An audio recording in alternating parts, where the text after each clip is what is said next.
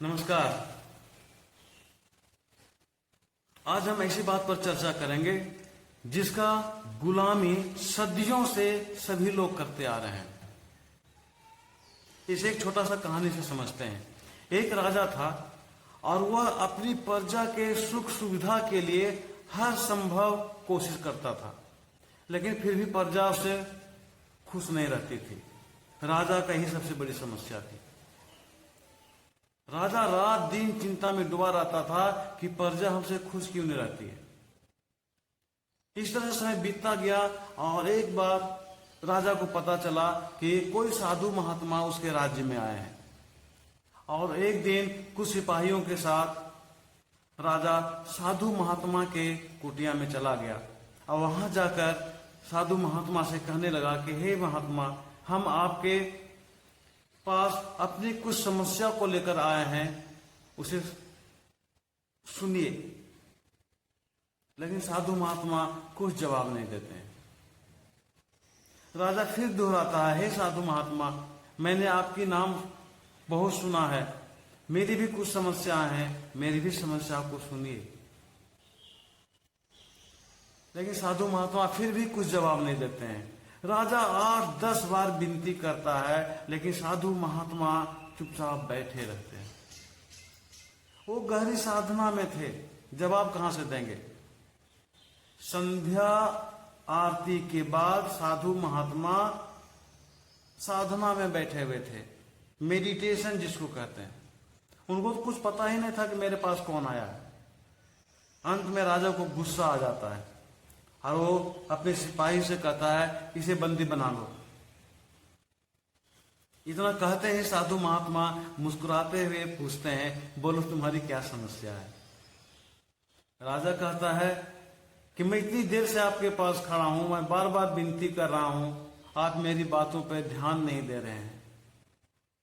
महात्मा बोले, तुम्हारी समस्या क्या है। राजा बोला, हे महात्मा, मैं अपनी प्रजा के सुख सुविधा के लिए हर संभव कोशिश किया हूं, फिर भी प्रजा हमसे खुश नहीं रहती है, यही हमारी समस्या है। साधु महात्मा राजा को ऊपर से नीचे देखते हुए कहा कि तुम अपने आप को राजा मान लिया है, तुम अपने आप को राजा कहते हो। राजा कहा कि मैं राजा मान नहीं लिया, मैं राजा हूं। जिस गांव में आप ठहरे हुए हैं वो हमारे राज्य में है। साधु महात्मा बोले, नहीं, तुम पहले वापस जाओ, राजा बन के आओ, तुम्हारी समस्या खुद दूर हो जाएगी। राजा फिर कहता है कि महात्मा, मैं तो राजा हूं, अब राजा कैसे बनूंगा। साधु महात्मा कहते हैं, तुम राजा हो नहीं, तुमने अपने आप को राजा मान लिया है।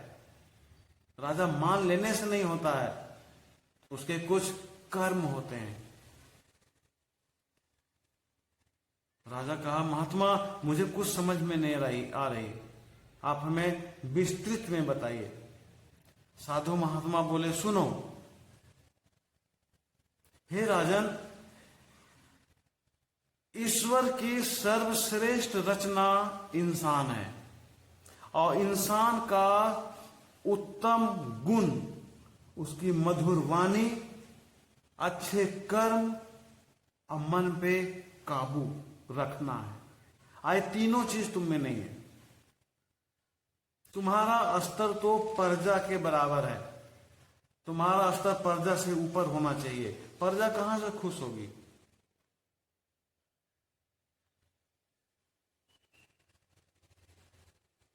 इसलिए सबसे पहले तुम अपने वाणी को सही करो। वाणी में ब्रह्मा, विष्णु और महेश होते हैं। वाणी से ही जन्म मृत्यु, दोस्ती दुश्मनी, रोटी सम्मान अपमान सब कुछ प्राप्त होता है। तुमने तो छोटा सा पंछी कोयल का नाम सुना होगा, अपनी मधुर वाणी से पूरी दुनिया को खुश कर देता है। लेकिन दूसरी तरफ एक कौवा अपनी वाणी से एक बच्चा को खुश नहीं कर पाता। संस्कृत में एक श्लोक है, तुमने सुना होगा, सत्यम ब्रूयात प्रियम ब्रूयात न ब्रूयात असत्यम अप्रियम। सत्य बोलो लेकिन प्रिय बोलो, असत्य और अप्रिय कभी मत बोलो। हे राजन, समाज में राजा, ब्राह्मण, अध्यापक, चिकित्सक, ये सब उच्च कोटि के लोग माने जाते हैं। इन्हें अपने मन पे काबू रखना पड़ता है, वाणी पे काबू रखना पड़ता है, अपने कर्म पे भी काबू रखना पड़ता है।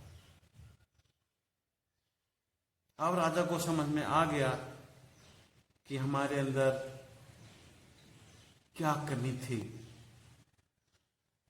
तो आज का लेसन यही था, अपने मधुर वाणी का इस्तेमाल करे, अपने अच्छे कर्म पे लगा हुआ रहे और अपने मन को कंट्रोल करके रखे। तो इसमें दो मत नहीं है कि ईश्वर का आशीर्वाद उसे नहीं मिलेगा। ये संभव है कि ईश्वर का दर्शन भी हो जाए। नमस्कार।